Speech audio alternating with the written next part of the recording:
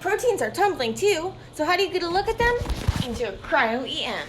Quick preview of what I'll be talking about. Say you want to figure out the structure of a protein. So basically you want to get a look at what it looks like at the atomic level. So basically proteins are these long chains of these letters called amino acids, and they have different properties. And the protein is going to fold up into this pretty shape dependent on the different properties of those amino acids, and different proteins have different sequences of amino acids, so different proteins have different shapes and different properties. And so one of the goals of a structural biologist is to try to figure out how that protein folds up, to learn more about how that protein functions and stuff like that. But there's a problem. Proteins don't really want to stay still to get their picture taken. And even if they would stay still to get their picture taken, they're so tiny that we couldn't see them with like a traditional camera. So imagine you try to take a picture of like a tiny thing. It's not going to work. So we need to use special microscopes. So even if you try to use like a traditional microscope, how those work is that you have these waves of light, and they travel through, and then when they pass like a sample or whatever, those light waves are going to get like altered by the sample as they pass through, and then they're kind of going to get like moved apart, and then you have lenses which are like, they change the pathway of that refracted light, so of that altered light, they change it, and they do it in such a way that it like magnifies it, and so you get a bigger image. So that's really great, and it works well for bigger things. But if we have a tiny little thing, it's not going to work because the light waves are too big, so they're going to just like go around the thing, and that's not going to help us, right? So we need really short waves. Problem: really short waves, that means they're really high energy, and that means that they're just gonna like fry whatever they come into contact with. Basically, if we wanted to try to like focus them with a glass lens, not gonna happen. So we need to use a different kind of lens, and so that's the idea with electron microscopy, where you take these really short waved waves of electrons and you focus them with magnets. So you have a thing like this, and it has this series of magnetic lenses that are actually going to like focus the thing as it goes through your sample. The electrons are going to go through your sample and get kind of altered, and then so they bump into things and they bounce off and stuff.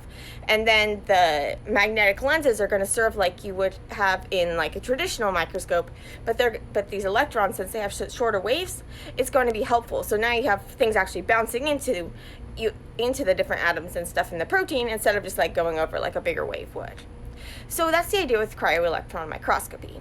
And so basically the idea with Xray crystallography, so that also uses really short waves, but those waves can't be focused, but they don't have like that like electrons have charge.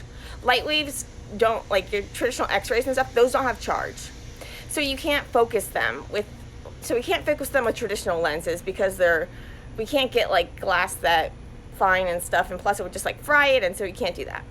But we can, with electrons, you have that thing where you can use the magnets. With X-rays, you don't have that. So with Xray crystallography, what you have to do instead is you have to get your protein to crystallize, which basically means that you have to get the protein to form this orderly lattice. So where all of the protein molecules are like stuck in the same way. So if we have that tumbling protein, some of them are going to be like this. Okay, the cape's going to kind of like throw things off a little. Some of them are going to be like this, some of them are going to be like this, some of them are going to be like this, some of them might be like this, some of them might be like this.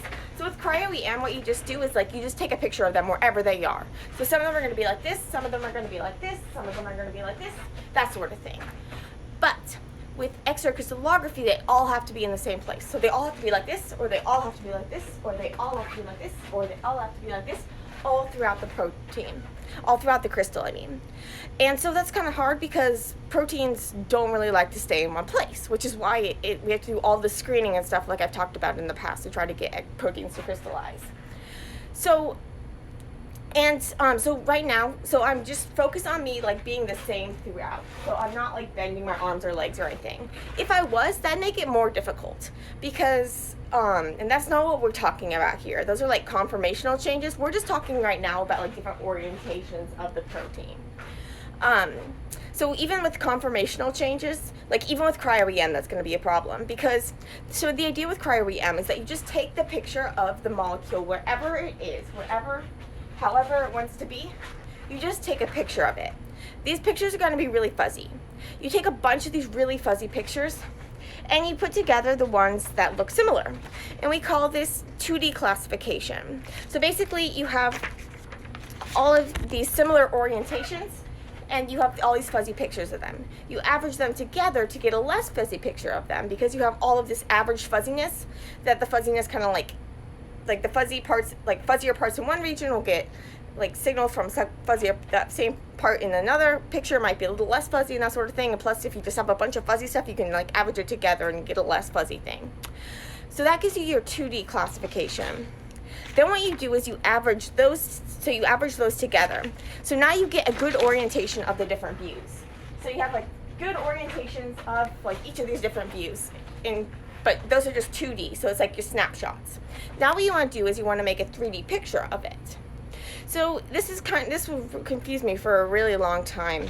But basically what happens is, because your protein is not just like a solid thing, like it has all these channels and stuff.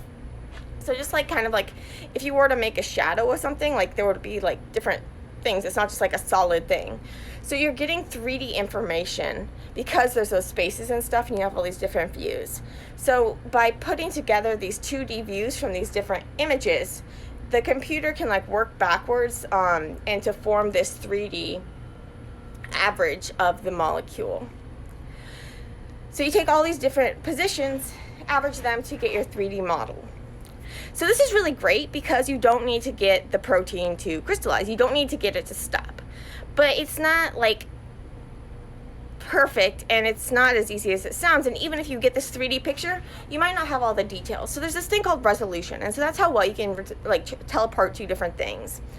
So one of the things where you like, so regions of the structure, like some regions might have like really good resolution, so you can tell things really clearly. Like the center of my body might have a really good resolution because it's not changing. But like my fingers, like sometimes it might be like this, sometimes it might be like this, sometimes it might be like this, sometimes it might be like this.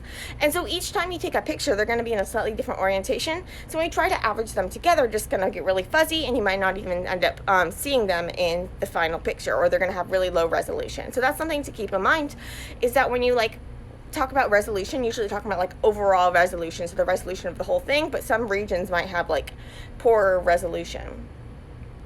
So how do you actually get these pictures though? The basic idea is that you have to get your protein. So how do we get that snapshot of the protein? So we have to prepare our sample. So the samples are actually going to be on these grids. So these are kind of like really, really, really tiny like mesh, like waffle-like mesh. And so, but in the mesh, what you're going to do is, so you take your sample, so you have your protein, and it's tumbling around in there. And you want to freeze it in place, but in a single layer of vitreous ice. So water, when it forms like ice crystals, it's going to have like orderly structure.